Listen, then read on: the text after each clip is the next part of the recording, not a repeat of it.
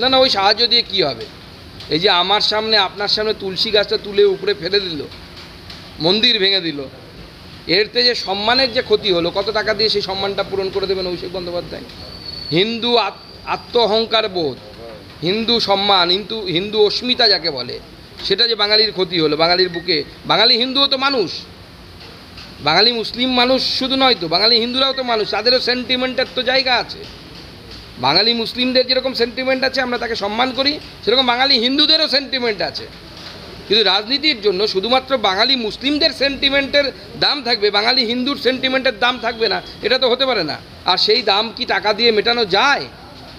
প্রধানমন্ত্রীর আসার ব্যাপারে কোনো সূচি পাওয়া গেছে? না, প্রধানমন্ত্রী আসার ব্যাপারে এখনো কোনো ফাইনাল হয়নি। বাঁকুড়ার অফিসারদের বিরুদ্ধে লিগ্যাল স্টেপের কথা, একদম লিগ্যাল স্টেপ নেব আমরা।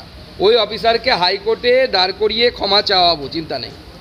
এবং তার চাকরি থেকে নিয়ে যা যা করা দরকার, এবং তার সে তো আর নিজের ইয়েতে করেনি, নিশ্চয়ই তার উপরের অফিসারদের তাদেরকেও টানবো আমরা, এসপিকেও টানবো প্রয়োজন। প্রাক্তন মেয়র শোভন চট্টোপাধ্যায় বলছেন যে পুরসভা প্রশাসন টাকার বিনিময়ে বিমানবন্দরের আশেপাশে এত বহুতলের অনুমোদন দিয়েছে।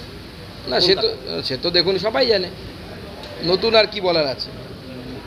টাকা পেয়েছে, করেছে। তৃণমূলের আমলে পুরোটাই শপিং মল, আপনি যা চাইবেন তাই করতে পারবেন, একটু টাকার অ্যামাউন্টটা বাড়াতে হবে। মুখ্যমন্ত্রীর দলকে আপনি টাকা দিন, অ্যামাউন্টটা বাড়ান, ভিক্টোরিয়াও বিক্রি করে দিতে পারবে চাইলে। Thank you. ওটা তোমাদের